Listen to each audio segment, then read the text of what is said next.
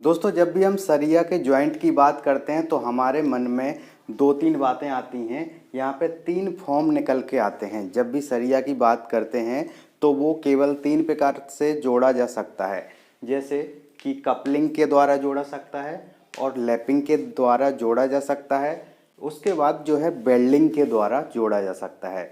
कहाँ पे जोड़ा जा सकता है? स्लैब में, कॉलम में और बीम में। ठीक है, जब भी आप घर बनाते हैं तो ये तीन चीज़ें ज़रूर बनाते होंगे। बीम बनाते होंगे, स्लैब बनाते होंगे और कॉलम बनाते होंगे। तो उसके अंदर जो सरिया डलता है उसमें ज्वाइंट होता है। ज्वाइंट जब करते हैं तो उसको हम लैपिंग कहते हैं या फिर कपलिंग कहते हैं या वेल्डिंग कहते हैं। ठीक है, तो कहाँ पे ये चीज़ें होती हैं? ये होती हैं जहाँ पे आपका सरिया ख़त्म हो जाता है और आपको फिर वहाँ पे दूसरा सरिया जोड़ना होता है। तो वहाँ पे जो ये है तीन चीज़ें काम आती हैं। तो आज जो हम बात करेंगे वो करेंगे लैपिंग के बारे में। कपलिंग और वेल्डिंग के बारे में हम फिर कभी किसी दूसरे वीडियो में बात करेंगे, क्योंकि ये चीज़ें जो है बहुत बड़ी होती हैं और आसानी से आपको समझ में आएंगी नहीं।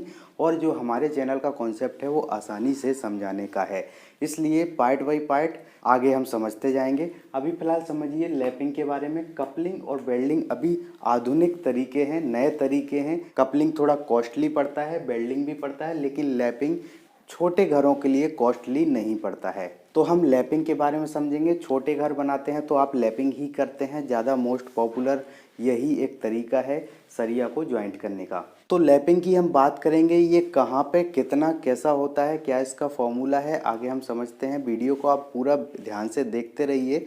जो भी पार्ट आपको समझ में नहीं आएगा वो आप कमेंट करके पूछ सकते हैं। तो यहाँ पे लैपिंग स्लैब में होता है, बीम में होता है और कॉलम में होता है। तो जो स्लैब में होता है वो कितना होता है? मान लो ये आपका सरिया है, यहाँ पे ज्वाइंट करना है आपको, तो यहाँ से आप थोड़ी सी दूरी पहले से दूसरा सरिया जोड़ेंगे। तो ये जो लैपिंग जोन होता है ये कितना होना चाहिए, तो ये डिपेंड करता है कि कौन सा आपका स्ट्रक्चर है।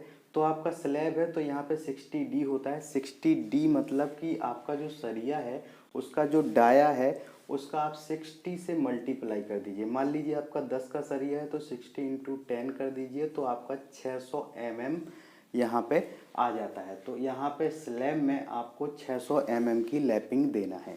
ठीक है, इसी तरह आपका बीम हो जाता है। तो यहाँ पे बीम में दो जोन होते हैं, एक ऊपर का जोन, एक नीचे का जोन। ऊपर के जोन को हम कंप्रेशन जोन बोलते हैं, नीचे के जोन को टेंशन जोन बोलते हैं। तो नीचे के जोन में हमारी 60D की लैपिंग आएगी और नीचे कंप्रेशन जोन में 40D की लैपिंग दे सकते हैं। वैसे मोस्टली जगह देखा जाता है कि बराबर ही दे देते हैं, तो वो भी ठीक नहीं है, बस थोड़ा सा वेस्टेज बच जाता है।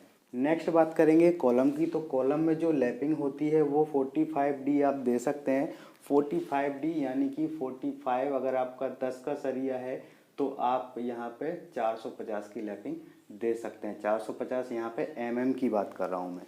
ठीक है, तो ये लैपिंग थी। अब लैपिंग लोकेशन क्या होती है, कौन सी जगह पे लैपिंग देनी चाहिए, ये हम अगले वीडियो में बात करेंगे। आप हमारे चैनल को सब्सक्राइब कर लीजिए। अगर आपको वीडियो अच्छा लगा हो तो वीडियो को लाइक कर दीजिए। अगर कोई भी आपका कमेंट हो तो आप कमेंट बॉक्स में पूछ सकते हैं। वीडियो देखने के लिए धन्यवाद। मिलते हैं अगले वीडियो में, तब तक के लिए जय हिंद।